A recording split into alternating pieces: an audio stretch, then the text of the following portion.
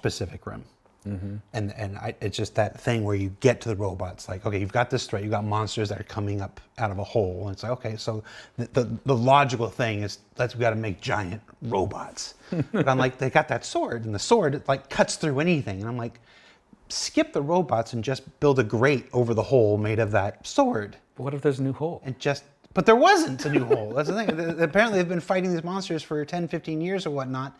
The monsters keep coming out of the same hole. It's like, just cover the hole with a grate made of that sword stuff and just make monster julienne fries at the bottom of the ocean. It just seemed like a lot less work. No, you're right. Yeah. But it wouldn't make a very good film. Pacific Grate? Is that what you said? Pacific Grate? I said Pacific Cheese Grater. Pacific Great. Hi, everybody. How are you? I'll wait for you to answer in chat. Oh man, I'm blinded by the lights. Don't do that. Welcome to Star Citizen Live. I'm your host, Jared Huckabee. If you've never seen Star Citizen Live before, it's where we take a usually predetermined amount of time out of the end of our week, sit with our developers, and sometimes we answer questions. Sometimes we just talk about history, their history, the project history, whatnot. Sometimes we watch them work. This week's show is one of those Q&A episodes where we've invited two of our senior developers for the project onto the show to answer your questions as submitted on Spectrum. Now, we do have another meeting that we have to go to, so this week's show will be a little shorter than normal. We're probably going to go maybe around 30 minutes of the show, but we do have a lot of good questions about jump points, so we're going to jump into it. First, let me introduce our guests. It's these two guys. Say hi. Hello. Hi. How are you guys? Good. Yeah. Rick, tell everybody who you are and what you do for Star Citizen. I'm Rick Porter. I am your CIG design director, so just about all the design departments for both Squadron and Star Citizen report to me. How's that feel? It is a lot of work day in, but I love it. Okay. And Ed, who are you and what do you do? My name's Edward Fuller, and I'm senior principal system designer. Basically means that I work on a variety of game systems.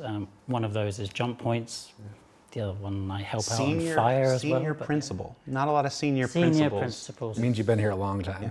That's not just the reason, though. How'd you get that title? You have to call ATC for it? Yes. No. But there is an aspect of staying here for a long time. But you also You've got prove your worth. That's how I think I'd do it. I was going to say that's as in my experience. My experience is I've been here doing the same thing for 10 years, and I've had like 7 different titles. The job doesn't change though. They're just trying to figure out what it is that I do and how to file me in the paperwork. Because my job doesn't really exist at a whole lot of other studios. But all right, so today's topic is jump points. They're big. They're bad. They've changed visually quite a bit since we showed it to you just a few weeks ago. When they're on, we can't wait till you get into testing. You're going to see how they're like even cooler now than they did when we were showing them to you. As for the Q&A shows, we put a thread up on Spectrum. We let folks submit their questions, vote which questions they wanted to see answered most. Over half the questions were just variations of 2 specific questions, which we will get to. We won't hit you with them right off the bat, but rest assured we will get to those 2 questions that represent more than half of all the questions that were in the thread. So let's just jump right into it.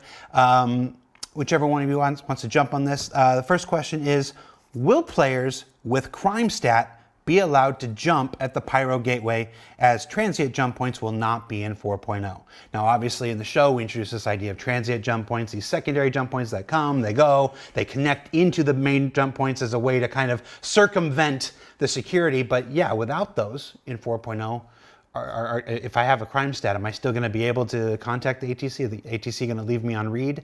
How's this work? Well, yeah. So if you have a CS3, then ATC will not allow you to make a jump through a permanent jump point. Yeah. Right. Oh. So if you're out murdering people, ATC is going to say, "No, we don't want you here. We'll call security, and you can be on your way." So serve your time. So the current plan is that in 4.0, if you want to go to Pyro and commit all the murder and savagery you have to kind of clear your record before you go. Either never have done it or clear it before you go. And it's also worth pointing out that it's on both sides. That ATC check is on Pyro as well. They guard their border though. So if you're in Pyro and you're murdering and causing all kinds Well, of... no, there's a bit different because in Pyro, right, the jurisdiction isn't all UEE. Correct. So in Pyro, there's the law enforcement isn't quite what it is in Stanton. So if you're out murdering people in most places in Pyro, you're not going to get a crime stat because you're not being monitored. It's not what we call monitored space like Stanton is. But there is a crime stat of some sort in Pyro. Yes. Yeah, because there'll be a jurisdiction that covers the jump point and the station on the Pyro side. So say you go around and you're murdering in Pyro. Obviously, you're not actually earning any of those crimes with the UEE. So if you go through, there won't be a problem. But if you then cause a ruckus right outside the jump point there, those will be crimes that will prevent you from going through. Gotcha. So if you're committing your terror around in proximity of the jump point and stuff, then yes. Okay. Yeah. How do you clear a crime stat in Pyro? Well, there's a couple potential ways. One, you could get incarcerated by the law enforcement. You could be incarcerated. and end up in jail. Oh, so you get incarcerated in Pyro and they end up taking you back to... That's one way of doing it. Okay. I suppose. Okay.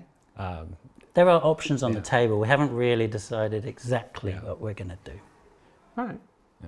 It is something we're considering different solutions to. All right, so I'm sure there will be no doubt of no lack of suggestions in the YouTube comments. Oh yeah, I can imagine. Yeah. We've got some cool new areas in Pyro where we want people to adventure, and if there happens to be a way to clear a crime stat there, that wouldn't be out of place. Yeah, and I just want to be I really want to be clear of this. Pyro, if we're talking about the entire star system here, like if this is the entire star system, this much is lawless. This much is free form. Do whatever the heck you want. This little area. Yeah, I'm not sure that's small enough. This little area here that surrounds the jump point. That's where the infrastructure is there. That's where the people. It's absolutely infinitesimal. Yeah, it's like if you try to cause trouble around that jump point, then that's where you're going to generate a crime stat, and it might be difficult for you to get back. Yeah, so it's just a foothold there to make sure that commerce can go both ways. Mm-hmm. Well, one of the two most pressing questions, one was about griefing and stuff, so I assume that kind of feeds into that, and we'll hit that again when we come to it. Next question. Will the jump through the jump point consume quantum fuel? And if yes, how much? Be precise, Ed. All right. Well, don't be precise. Using permanent jump points will use quantum fuel. It's going to be like per jump point, it will be fixed, but obviously we only have the jump point between Stanton, Pyro, Pyro, Stanton. But those paired jump points, it will be the same either way. We haven't got a precise number, and it wouldn't be right for us to. We're still divulge balancing that. We're anyway. working with the economy team to make sure that whatever amount of fuel that we decide is appropriate is matched up both to our jump drives and to the economy. And the cool thing though is that when you're attuning to a jump point, it'll let you know how much fuel you need, so you'll never be able to go halfway. You're going to start a jump. Yeah. So the jump drive won't let you go unless you have enough fuel to make the entire trip. Exactly. And also there's going to be there's a station, so you can refuel. So if you're naturally going to arrive from QT and you will have burned something, and then you'll arrive, and then if you don't check out, then you can go and refuel, and then you'll be fine. Yeah. Folks in the chat right now are debating about who owns the jump points. Stanton is UEE aligned, but it's actually an independently run system. By the four major corporations, and the UEE provides a certain level of security stuff like this. So I don't. We'd have to. It's definitely their jurisdiction, though. Yeah. Like UEE, it's still part of the jurisdiction is all of Stanton, and then all the corporations have their own jurisdiction, but they abide by a higher law. So they've got a little security at the jump points. It hasn't done a whole lot of good stopping Xenothreat from getting through all these incursions. Yeah. The last couple of years. Who's to say they're using that jump point? Oh. Yeah. All right. Wing. All right. All right. I see what you did there.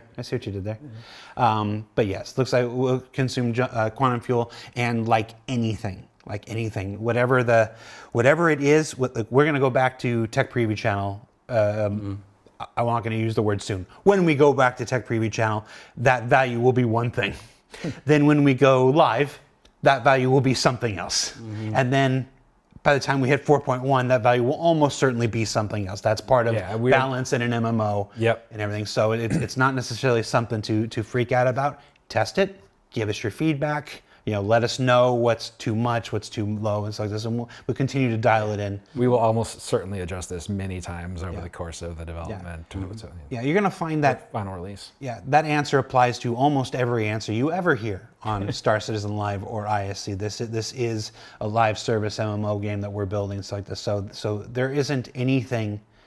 There isn't anything at this point that I would say is absolutely set in stone. There are things that we have very strong intentions for. There are things we have very strong intentions not to do. So this, but I think we've all been here long enough to know that new people come in with new ideas. Old people are here long enough to have new ideas, to learn things, to learn more than we did when we started here and stuff. So we're never afraid of that better idea. So work with us. We'll work with you, and I think we're all very confident we'll get to this point where it'll be a happy and fun experience. What's stopping us from falling out of the jump tunnel and arriving earlier in the other star system, kind of like a shortcut? It's not a shortcut by any means. First of all, in order to fall out, you have to take enough damage on your ship that your jump drive overloads and can no longer support, your travel through the tunnel. So you're gonna take your ship is gonna take damage, wear and tear. Like, you're gonna come out of this in not great shape. We're still balancing exactly what that is, but it's not going to be good for you. And then even if you do survive that exit, if your ship's in good shape, you will. But if you survive that exit, you're not going to be where you intended to be. I can't guarantee where you're going to end up, but it's not going to be where where the it won't be the jump happy, point ends it won't up. be the happy part of Pyro. It's going to be on the edge of space. And if your ship has enough quantum fuel, and if your ship's still in a good enough shape, maybe you could get to where you wanted to go. I think it's worth noting that while we've been clear that it's distortion damage that builds up, the effects of distortion damage today on ships that are in the PU today versus on ships with the resource network is going to be different. And wear and tear on components. Yes. So we as we showed with fire yesterday on ISC, and if you haven't watched it, watch it. Oh yeah, you could be on fire. All these short out, all these component shorts that are that the distortion damage caused can be starting fires. If you went into a jump tunnel and your ship wasn't in the best shape to begin with, and then you get launched out of that, you may take enough damage from distortion that you have a catastrophic malfunction on your components. Right? Lost the components, lost fuse. Who knows what's going to happen if we don't intend? And all of that happens systemically outside of the jump point itself. It could even be during the jump. You might be like riding the tunnel and picking up distortion, and then some fire breaks. Don't ride the edge. Stay in the middle. Keep safe. Keep safe. Fly safe. How difficult are these jump tunnels supposed to be? Well, I mean, that's because a few times we've shown them over the years. Sometimes it's this crazy, and sometimes it's just kind of. I mean, to a certain extent, it's expected to be like a bit of a roller coaster. For the permanent, like the stable ones, like the reason why they're so important is because they're large enough to be stable, and pretty much any ship can get through there. Yeah, like the highways of commerce. Yeah, exactly. They're reliable, right? But it's right. There is a difficulty to every jump tunnel, right? So you can't just specifically coast. Yes. You can't coast. You can't walk away from your seat because you have to fly it. You have to avoid the edges of the tunnel, on the obstacles in the tunnel as well. But the actual difficulty, there's also factors like there's going to be like turbulence in the tunnel. So when you're flying, you'll feel turbulence, and you'll have to contend with this. And smaller ships will have more turbulence, so they'll be contending with it even more. And then you have the larger ships, which will have maybe less turbulence, but then they also have to deal with the obstacles in the tunnel, just as the small ships, and they have less space to maneuver. So there's quite a lot of factors in there, even between ships. Just because it's a massive tunnel doesn't mean the little ship has an easy time. And it doesn't mean just because the bigger one has less turbulence, has an easy time either. They have different kind of gameplay experiences. So is there a place for player skill in 4.0? We're only going to have the one jump tunnel. Yep. So we're just talking about 4.0. Well, you say one, but they are procedurally generated. Yeah. So but like is there a place for player skill in this? Is this just you have to pay attention and you'll be fine, or is there actually going to be some people who are good at this and some people who are bad at this? For 4.0, it shouldn't require a lot of skill because this is a permanent, stable jump point, and we're not going to craft the procedural experience to be super tough because we don't want people to be crashing out just going from one system to another on what's supposed to be a major tradeway. Now, when we come to transient ones, that's where it gets spicy. Yeah. I think people will still probably fail, and some of them will choose to fail to have the experience of what fail looks like. But when we did the episode, and this is, to me, having done this for 10 years, I always think this is obvious. And there's always people who have just joined the project 2 weeks before a show comes out, and I have to remember that's not always obvious. Everything that we show in ISC is work in progress. When we did the episode on jump points, the obstacles weren't. They weren't there. The obstacles weren't there. Yeah. The obstacles weren't there. Will obstacles be there when we launch for 4.0? Is that still our intent? I just saw a preview of that earlier this week. I'm excited. Yeah, Okay. it's in game now. We have that, yeah. So while it wasn't ready and available to us when we did ISC, but the obstacles that you still have to. Yeah. Okay. They can be in different They're currently in dev. Okay. Cool. That also goes for folks who watched yesterday's fire episode, by the way.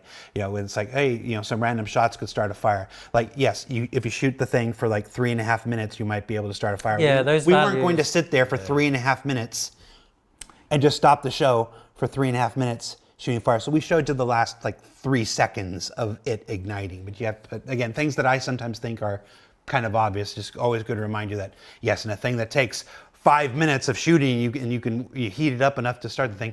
We didn't show you 5 minutes. We showed you the part where you saw the thing happen. Yeah. Some of those values are simply to make it easier to debug stuff. To make fire.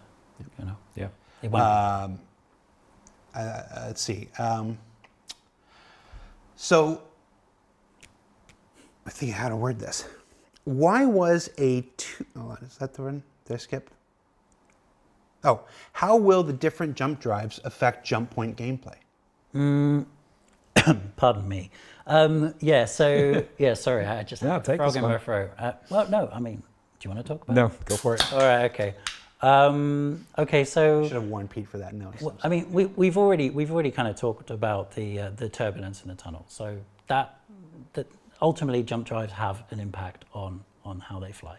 So the main ones are like how ships fly. Oh no, I've got something in my. You're gonna have to take this. Blech. All right, fair enough.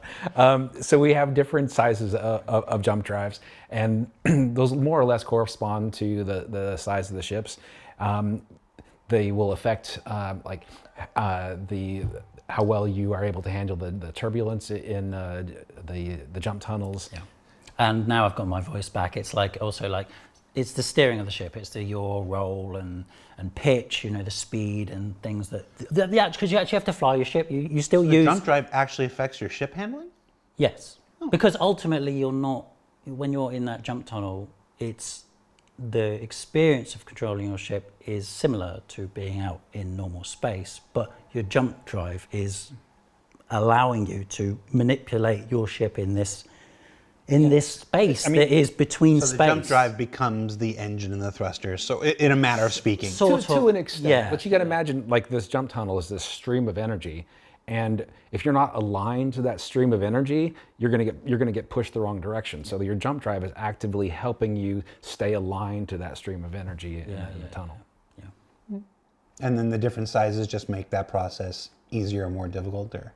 Well, so there's also ultimately there's this distortion, right? And that's effectively acts as your health to whether you can actually survive getting through the tunnel or not. So right now we're playing with the numbers, right? So it could be that all the drives have the same sort of distortion pool for the first release. And then in the future, we're going to have more jump drives. So there's going to be more variety, and they may have larger pools. But then you'll have better maneuvering on that one, or So there's balance there, and there's sort of interplay between the parameters. So player choice will still be a factor of choosing which jump drive is suitable for the way you play. A question I didn't see in the Spectrum list, but I've seen a couple times in Twitch chat. Good job, Twitch chat. Combat inside the jump tunnel. No. Well, I know. We know to sync up and everything, you have to switch to nav mode, and that's true. And that's going to disable your weapon system. But once you get in there, if you switch out of nav mode while you're in the tunnel, you will get booted out. That's a fail. Yeah, it's a fail. Any time your jump drive turns off is a fail. Oh, because switching out of nav mode. Because it must be tuned, and it must remain tuned for the entire experience. So it's systemic, right? If it turns off for any reason, it could be distortion that turns its functionality off, or it could be it sets fire, or it could, someone could sabotage it. It could be anything, but it's the same thing. It fails. Now, we've got a ship. What's one of those ships that have like the big loading area in the front? The Ironclad. Obviously, the Ironclad's not in 4.0, but now you've got 5 dudes out the front of your ship with railguns. I'm not locked down by nav mode, bitches. Well, and they start firing at the guy in front of them, guy or gal in front of them. Sounds like something sounds that we like need to test. Something we need to try. But maybe it's fine. It could be fine.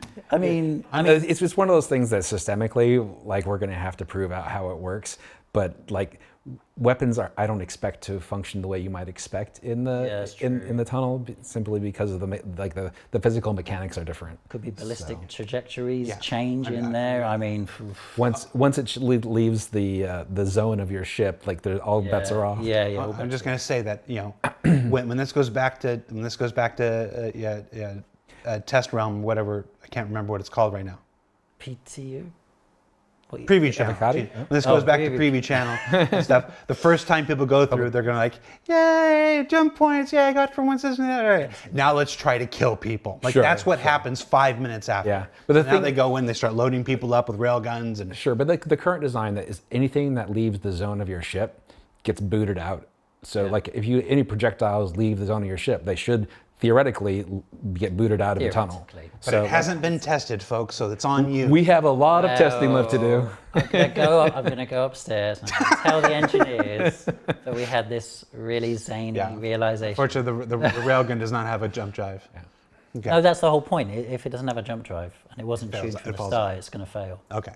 Yeah. We'll try it, people. I want to know. They don't sound like they know, do they? They haven't tried it. But by the time they play it, we will have done it. Oh, sure. Okay, fine. Sorry. We'll have decided it what for we're them. doing. If I brought it up and ruined it for you all right now, I'm sorry, everybody. But I'm sure there'll be some edge cases we don't catch. Okay. Why was a 2D entry point system where we sit here waiting for my turn to jump without shields, please grief me, system chosen for jump point access instead of the 3D sphere several million kilometers wide where people can enter at all directions? This is the question this was one of the 2 questions that was basically half of all the questions. It's why have we decided, I'm going to put it another way to be more succinct, why have we decided to group everybody right in one place, right in front of the jump point, and have them sitting there waiting for their turn? It seems we're making a smorgasbord. I think your analogy right there, holding that up, is the perfect way, because that's literally the mechanic of it. You've got your tunnel, your jump point tunnel, and you can't see it, but as soon as that opens up, that's your entry, and you can't enter from over here or over here. You have to go through the doorway. It's actually a physicalized space. Yeah, exactly. Yeah. But now that's the tunnel. Yeah. So if that's why people have to enter from one specific direction, because it's a physicalized thing. It's a physical doorway. Mm-hmm. What do we answered the question a little bit. Automated turrets. Well, anybody who's played Star Citizen for any period of time knows that automated turrets haven't had the greatest success rate. I think, so you're going to get into the griefing. That's what this question really is. It's fine. It's really about the griefing. I think we could probably just start from the top, get away from the jump point itself, and just talk initially, because you had, everyone's queuing outside, they're just queuing in front of it, sitting ducks, ready to be shot. Why do you want everybody to die? That isn't the case though. So when you arrive, and you're going to be QTing towards the station before the jump point's off to the side, right? So you're going to be arriving there, and you're going to call the ATC, right? So when you call the ATC, and let's say they do put you into a queue, you're already quite some distance away from the jump point. And as long as you're within range of the ATC, you're in the queue. And the range expands past the station and past the jump point. So this is a huge range. And in that space, you can be in SCM or nav, you can be buzzing around, you can be tens of kilometers away from anyone else. You can put space between yourself, and you're still in the queue. You're still in the queue as long as you don't leave that really big range. You don't have to stay in nav mode. You don't have to stay in nav mode. Okay. You can defend yourself from people. That's a misnomer that you have to go cool and then sit in a big line ready to be shot at. That's not the case. Okay. So that's the first major change. It's not a change, but that's a clarification of exactly how it works. After that, yes, you're right. Then we're on to turrets, turrets and AI. There's definitely AI Navy ships there. There's definitely turrets. Yeah, I know, I shot myself in the foot, but that's what it is, right? These things are in our game, and they are going to be the thing. I'm sure we're going to make them more potent or something. Well, the thing is, we want to keep the world as much of a simulation as possible. It's a dangerous verse out there, but we don't want to make it punishing for people who just want to go through a jump point, for instance. So we're going to have things to protect the player there, whether that's turrets or AI. And if those security ships and those turrets aren't cutting it, we will take more drastic measures, whether that's zones of protection or shielding or whatever it takes to make the game fun. That's our goal. Yeah. Okay. On top, in addition to that, adjunct to that, the question of the ATC itself, because not everybody reads Spectrum. I know you addressed this question like the weekend after the episode went out, but let's talk about why the ATC is part of this process. Well, okay, I'm going to have to remember what I wrote. Just make something new up. Make something new up. Okay, I didn't make it up when I wrote it. Well, I'm going to take this. Yeah, please do. I mean, the ATC is there for the permanent, stable jump points. They're there because the powers that be, in this case, the UE security forces that are controlling this to maintain law and order in the system, they've set up shop, and they are controlling people's jump drives, so they can't attune to the portal within that sector unless they give them permission. And that's the whole purpose of the ATC. It's your jump drive on your ship, when it comes within the radius of these stable, controlled jump points, it's controlled by ATC. You literally can't attune to the jump point unless AT gives you the right to do so. Yeah. I think that's probably the biggest disconnect. One of the newest pieces of information that came in the episode is that there are two distinctly different kinds of jump points. Yes. Yeah. Before we had this distinction of sizes, but they were all considered to work the same. Now this is two functionally different. They're both generated by spooling up your drive and generate, but one is, like you said, the highway. It is a civilized, tamed experience by humanity or the Xi'an or wherever system you're going to. It's a tamed, civilized experience, and the other one is still akin to the Old West. There's no ATC, there's no anything. You find it, you spool it up yourself, go win, who knows where you end up, kind of thing. And I think that's a good point, is that for right now, we're just talking about UE controlled space. The way jump points work in other systems, that's very much TBD. Yeah, I'm glad you mentioned that. We are talking about this specific jump point between Stanton and Pyro. Obviously, there's a tremendous narrative reason why the UEE would not want this jump point to just be open. Would not want this jump point to just be a free mode of travel. It's their border. They protect their border. I mean, obviously, past experience demonstrates they're not very good at protecting their borders. But as Rick said, keep- they might come from somewhere else, and like- they're actually really good with this jump point. It's just that Sure. the other I ones mean, come from somewhere else. thanks to jump points, like the universe is a bit of Swiss cheese, right? So, but there's the stable ones, those that they know about, those that are consistent. Those are the ones that they can at least maintain some control over. So that's where they invest. Okay. And then yeah. So we had already hit it before, but the next question was basically about gate campers and stuff. So just to revisit this real quick. So as far as protective measures, turrets, automated turrets, we're hopeful. Obviously, automated turrets up to this point have been dependent, like a lot of AI systems are, on server performance. One of the things that we're very hopeful for is that with 4.0, with the advent of server meshing, with the distributed load of these things across multiple servers, that kind of performance will improve. People who have played on Tech Preview saw how much deadlier AI was when they played against them. People who have jumped into a new server that hasn't degraded can tell stories about how absolutely devastating the AI can be. So it is one of our hopes but this will bear out through testing and whatnot, is that through the advent of server meshing and distributing that load across multiple servers, AI turrets will perform much better than they have in the and past. AI, yeah. I mean, yeah, if they have enough server performance on their side, they are lethal. Yeah. Yeah. But then, if that's not enough, like you said, there are other avenues. We don't want to just hit it with a big, heavy hammer right out the bat. We want to try to build up. Some part of this is intended to be dangerous. Yeah, exactly. If we were so prescriptive from the start, it would completely eliminate some area of gameplay. Like we could do that, and then it would completely nullify something. But we like to kind of work the other way and try to maintain some of it, but also not, letting the griefers win the whole thing, right? So, and we've got some technologies that the players already know about, like green zones and stuff that can be implemented. We also have, not that we want to. I see your face. We also have some technologies we haven't shared yet that we're hopeful to come online that might also apply to that. I don't want to spoil that there, but it's one of those things. I just want to. we know There are people here.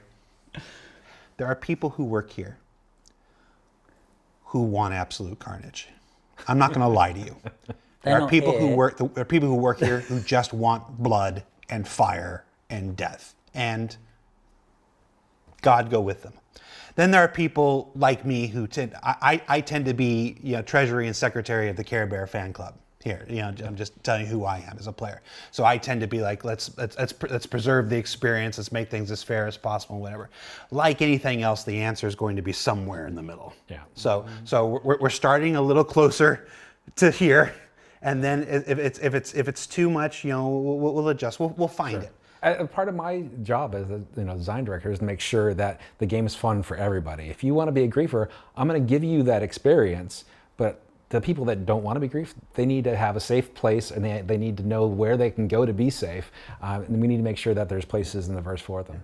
And a good example of that is the big changes to the space stations we're going to talk about next week's SCL. Green zones on Pyro space stations, but then the creation of contested zones. So there are areas for safety and security, even in Pyro. And then there are areas for absolute carnage and chaos and stuff like that. So. Next question. It was mentioned in the ISC that exiting the wormhole will be a sort of shotgun approach to minimize collisions. We all remember in those first tech previews, just to minimize collisions and reduce the impact of gate camping. But how will this shotgun approach affect groups intending to coordinate their efforts, such as orgs jumping in to remove gate campers? Will partied up ships arrive closer together than unaffiliated ships, or will everyone be at the mercy of any clusters of enemies in their exit vector? Potentially far from allied assistance. Okay, so it's a very long question. So yeah, it's a really long question, but I think I came up with this analogy. I might have anyway, but you've been working on the details. So how's it actually going to work? All right. So obviously, you're coming to the end of your jump tunnel. Everyone's coming out of the same exit point, right? So they're all going to come out, and they're all going to be in the same vicinity, the same sort of region of space. The point that was being made with this shotgun shotgun approach or what, shotgun effect or whatever it was we said, is that it's really it's that we have a slight divergence of the paths of those ships as they emerge, and the whole point of that is they're still going to be in roughly the same bit of space. They're going to be like maybe a kilometer across from each other or something like that, within spitting distance of each other. Basically, it was just that divergence. The shotgun is the divergence which allows them to not rear end each other on exit. It's not that you come out all over the place and then you're like, I'm not going to be able to where see are anybody. you? Where are you? Yeah, it's not going to be like that. You're going to be there with your friends and everyone else who came through. And if you need to put up some kind of defense, then you will be all around each other to do that. So for folks traveling in groups, mentioned that wait for when you call ATC, you'll be able to see how many people are in the queue. You can wait and you get in the queue with your friends and whatever. So when you arrive, you will still be in close enough proximity with your friends to help each other out and stuff. Yeah. But yeah, it is not going. Yes. Everybody afraid that there might be people who don't care about their crime. Say, I live in Pyro now. I'm never going back to Stanton. It's like there will be those people. There will be those people who are like, I haven't been to Stanton in 6 months. It's like F that place. It's like So they're going to be there to try to cause problem. Sure. It's where it's a good reminder that we are making a. There's also multiple exits, though. It's worth saying. There's multiple exits to the exit. What do you mean multiple? Oh. So there's multiple points around the area where you exit to. So no one can just be like, oh well, they're definitely going to come out there. Like we've got that anti-camping. They can come out there. Yeah. Lots of places. Well, I think that goes they're back still to in the vicinity, but it's still. Okay, because that was the question. Because everybody was. I think people were imagining wildly apart. No, not wildly, like hundreds of kilometers away, sort of apart. Okay. You're going to come out in the same. Place, but it might be like different places. I think the response to that would be if I'm close enough, if I'm going to be close enough to my friends, then it should still be anticipated enough for somebody who's made this jump a dozen times to be able to figure out the general idea. Sure, but they have to look in a lot of places. I know what you're saying. No. I know what you're saying. It's a thing that it'll get borne out through the testing. It's one of those things where we could spin our wheels worrying about it right now. And reality is, we just got to get it in there and see how it is, and we'll adjust it if necessary. And those things that you said, it's not one of those things that's worth getting entirely worked up about right now. It's wait for the tech preview, wait for the testing, and see if it becomes a problem that we determine is too much. We'll adjust. Yeah, and so you're also going to come out in monitored space. UE has a presence in Pyro. Yeah. So like unless somebody's attacking that jump point, you shouldn't be in immediate peril anyway. And you can just press all the crimes to them. I know that you could say, oh, they're never going to leave, but there's things in Stanton that Pyro doesn't have. Yes. Sorry, I was just reading Blue Minx in chat, who's always a delight in Twitch chat. Okay. It's like early days, work in progress. Yeah, it's early days for this. Like it's every new feature. It's the early days for that. It's like there's this idea that happens. I'm going to take like oh, I used my swear. Oh, rant time. I'm going to take a minute here for some Jared time here. There's this idea. And it doesn't apply to any game in the history of game development where everything is worked on simultaneously. Where it's like, jump points have been worked on since 2012. They haven't. When we showed them in 2019, the idea is that they've been worked on continuously since 2019, since we first showed them. They haven't. It's we work on the thing that is in this next upcoming release, and then the thing that's in that release after that. And after that, it's like, you focus on what's in front of you and stuff like this. So it's when we say things like it's early days, we're talking about that feature because until it's out, until the first version of it is out, that is the meaning of that term and stuff like this. So it's bad faith to take that term and apply it to everything and whatnot. No, the project is not early days. But when we talk about this feature, we're talking about jump points. Yeah. This is the start of implementing the next major milestone for Star Citizen, and we've never done it before. We're doing it now for the first time. So that's the definition of early days, whatever. So, but yes, the thing to take away, as I've said a couple times, is we're going to try a thing. You're going to give us feedback. We're going to look at that feedback. then if a change is mandated, we're going to make a change. That's how that works. We've got there's even changes to master modes coming up. We're not quite ready to talk to you about it. We're testing a couple different things and whatnot now. That's how the process works. So we do a thing, you give us feedback. You do a thing, you give us feedback. But the doom and gloom stuff doesn't really help. All right, that's my aside. Ed, I don't know. I just decided this was your question. What happens if you kill a crew member or pilot during a jump? Where do they respawn? Yeah, so if anyone dies through misadventure whilst in a jump tunnel, then you will simply respawn wherever you last registered your spawn point. Gotcha. So if I Wherever that is. If I make it to Pyro and I go through and I have some adventures and whatever, and then I die if I haven't locked a new spawn point somewhere in Pyro. Yeah. And back you go, yeah. But even in that tunnel, right? So if you registered in Stanton and you're like, this is great, I'm almost to Pyro, and then you kill yourself. Well, it doesn't matter. You're not going to Pyro. You're going back to Stanton. Which is how it works today. You don't, it's just you don't just respawn at the nearest space station or whatever. You respawn where you've registered. Yep. Yeah. So that's exactly, how the system is intended to work. But equally, you could have also registered yourself at your medical Ursa inside your ship, and that, you're going there as well. Nursa. So you don't have to go back if you were prepared for that, I suppose. It's called Nursa. I didn't want to say it. I'd say at work, which I'm kind of at work, but I don't want to say it here. It feels weird. Can you tow ships through a jump point? No. No, you can tow ships through quantum jumps, but you can't tow a ship through a jump tunnel. I asked you again. Why do you hate fun? It's a systemic thing, right? Because nothing can be in the jump tunnel that wasn't tuned to it and stays attuned to it for the entirety of the time to get to the other side. Right. If we let you do that, you'd be towing a ship that it would instantly fail. Sure. It's what I was saying earlier. Anything that's not in your ship's zone is not considered part of your ship, so it gets booted out.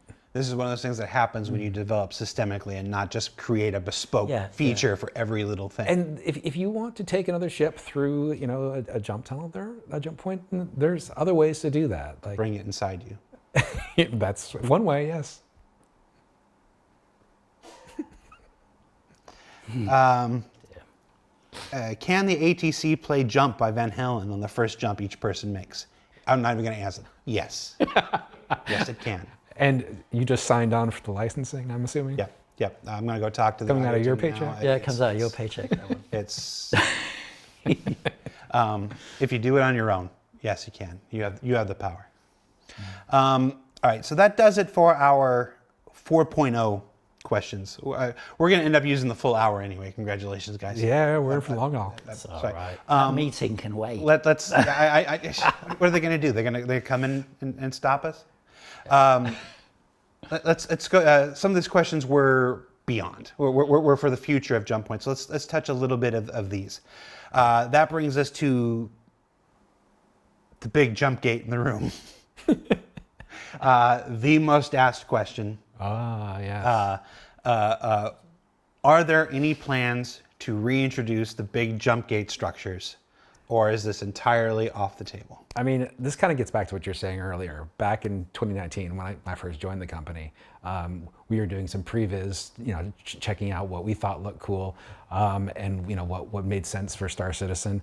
I mean, the end result is we decided to go away from that jump gate ring visual because we didn't think it made sense for the way we envision jump points working in Star Citizen. They're not something that are maintained by human technology.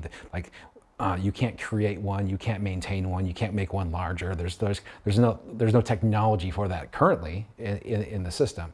And that with that visual in mind, it didn't feel consistent to have that kind of architecture around it. Those are all narrative choices. Those are all choices we've made for the project. It's a creative decision. Yeah. Absolutely. We just don't like them. No, I mean, I liked it. I know a lot of people did really like it. Like, there's something very iconic about that kind of Stargate ring, for instance.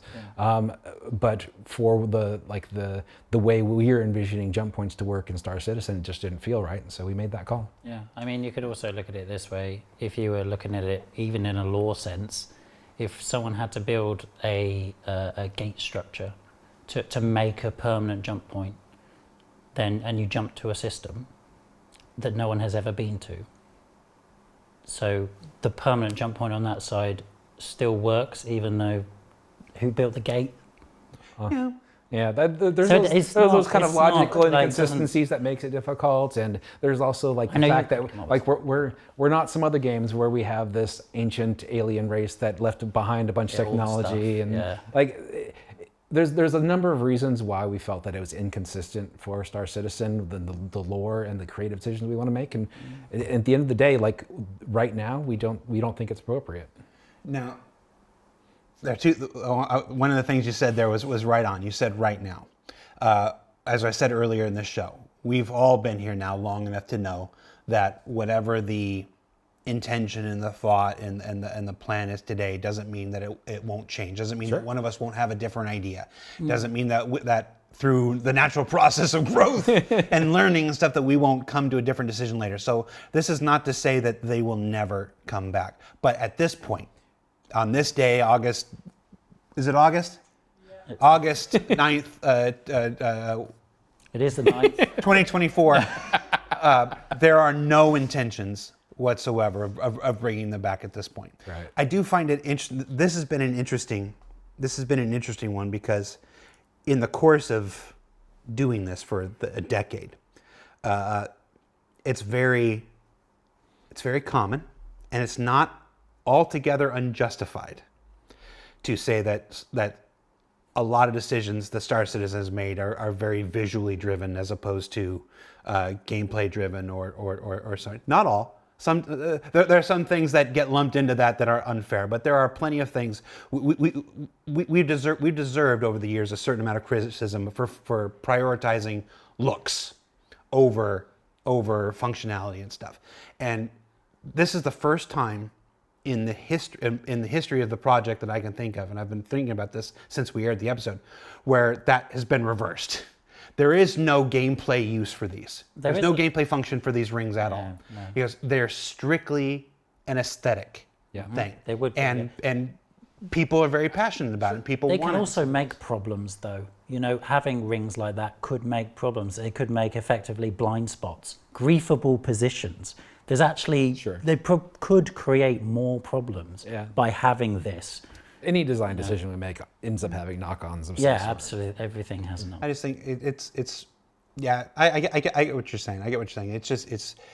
This has been there aren't a whole lot of entirely new situations left to be discovered, and us pulling a visual thing back, and then getting and having that upset some folks is a new experience for us visually.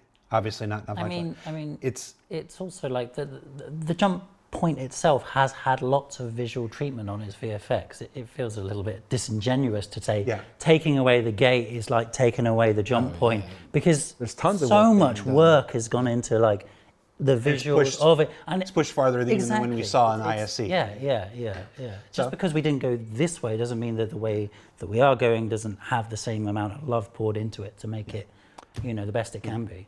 So yeah, it's like I said, just to wrap it up.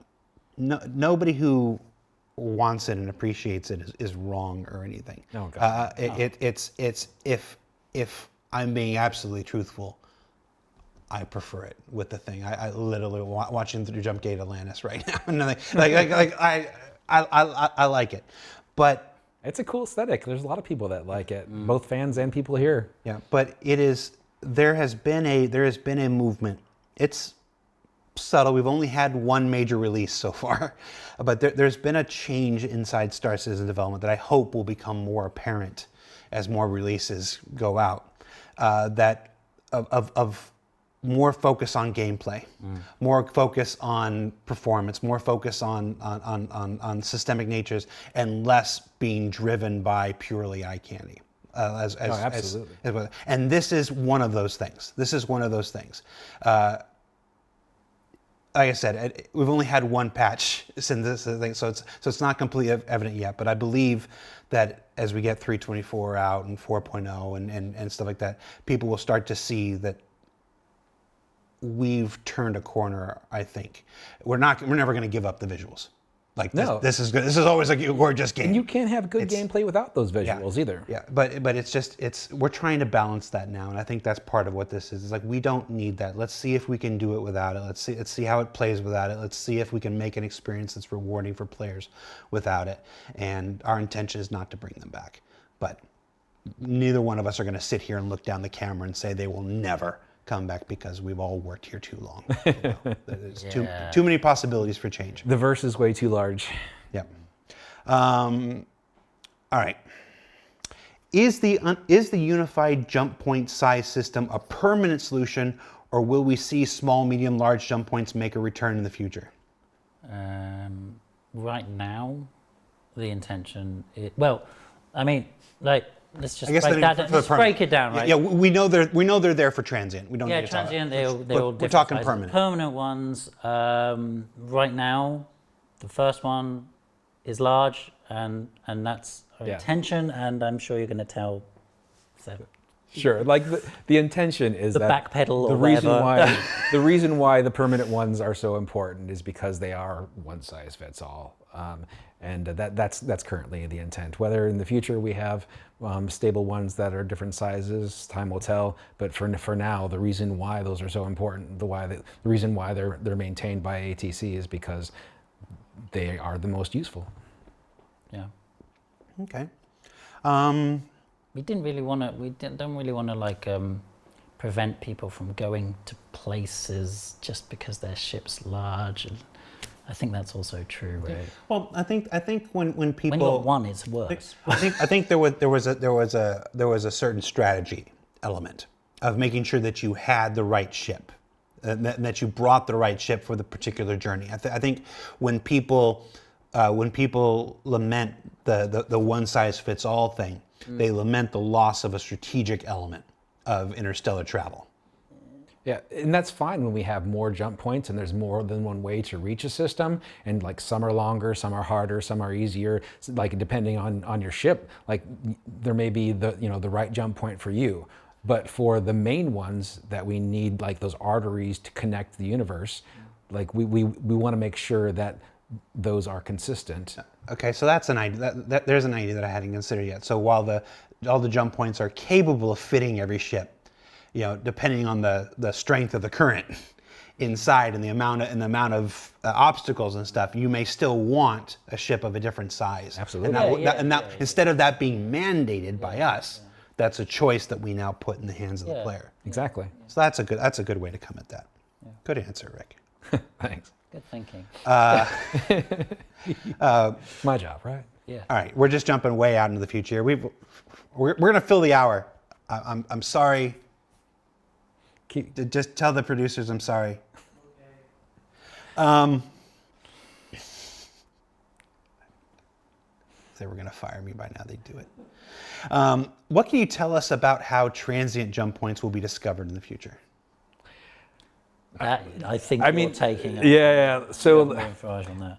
That sort of exploration of transient jump points is something that I'm pretty excited about, because I want to build more like places of interest in the universe in general, and the jump points are a cool one because like we want to have this kind of Swiss cheese effect of like you can go from like one system to another in various ways. Like we were just talking about like having a variety of different jump points that fit different ships.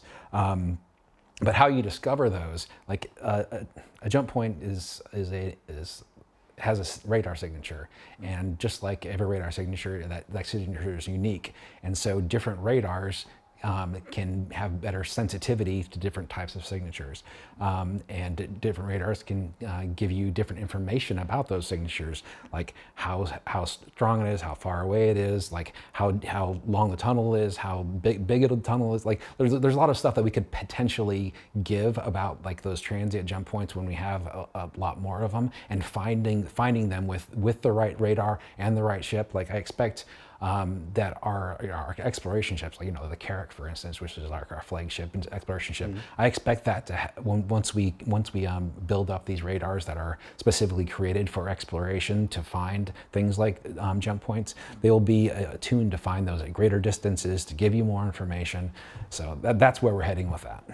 One of the major talking points, our ISC on Resource Network ahead of 4.0 is in 4 weeks, maybe. I'm flying to Germany to shoot it here real soon.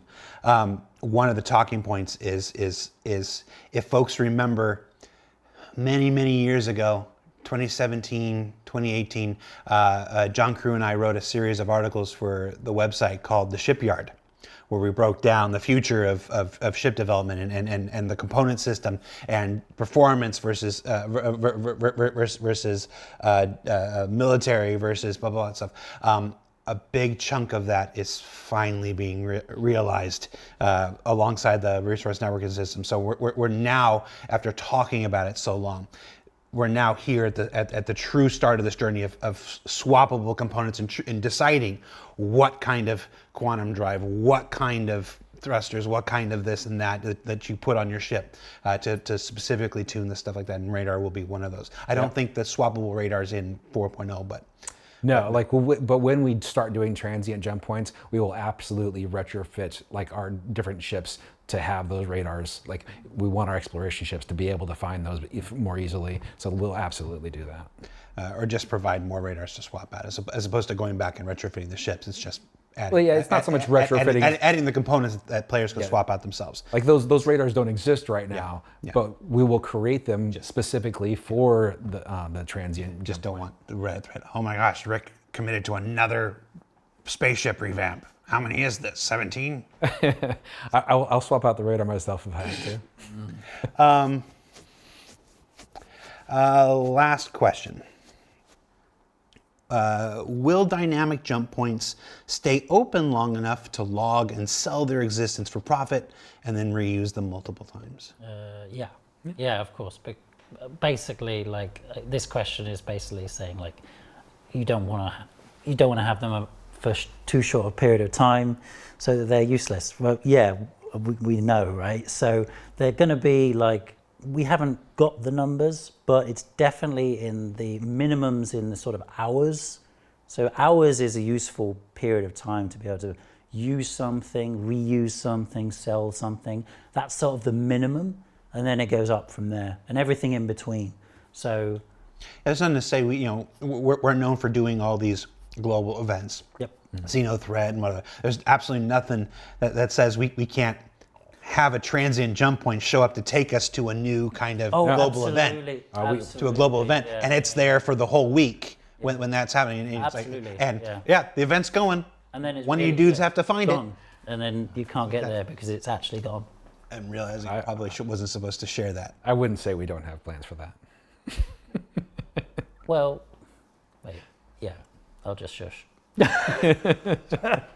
Now, there's a lot of cool things that we can do with jump points, and I'm really excited to add those transient ones in the future because they do add a lot of variety, and we could delete the VOD. We could potentially add as many as we want, so it could be exciting. Okay, not for 4.0 though. I'm not trying to.